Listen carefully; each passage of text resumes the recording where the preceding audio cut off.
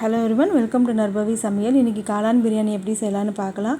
அதுக்கு ஒரு ப்ரெஷர் பேனை சூடு பண்ணிவிட்டு எண்ணெய் காஞ்சதுமே பட்டை, லவங்கம், ஸ்டார் அனீஸ், மராட்டி மொக்கு, கல்பாசி, பிரிஞ்சி இலை, ஏலக்காய் போட்டு வதக்கிட்டு 2 வெங்காயத்தை போட்டுட்டு நல்லா வதக்கிட்டோம்.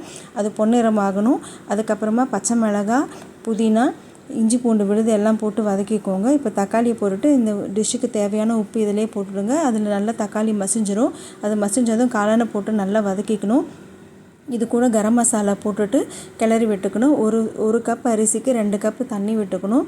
தண்ணியை ஊற்றிட்டு நல்லா தண்ணி கொதிச்சதுமே அரை மூடி எலுமிச்சப்பழத்தை புழிஞ்சு விட்டுக்கோங்க. இப்போ அரை மணி நேரம் ஊற வச்சு பாஸ்மதி ரைஸை போட்டு நல்லா கிளறிக்கணும். இப்போ தண்ணி நல்லா கொதிச்சதுமே ஒரு ஸ்பூன் நெய்யை விட்டுக்கணும். நெய் நல்லா இது பண்ணிவிட்டு கிளறிட்டு மூடி வச்சுருங்க. 2 விசில் விட்டுருங்க. அதுக்கப்புறம் ஒரு 5 நிமிஷம் சிம்மில் வச்சுருங்க. இப்போ சிம் எல்லாம் அடங்கினதுக்கப்புறம் ஓப்பன் பண்ணி பார்த்திங்கன்னா உதிரியான மஷ்ரூம் பிரியாணி ரெடி.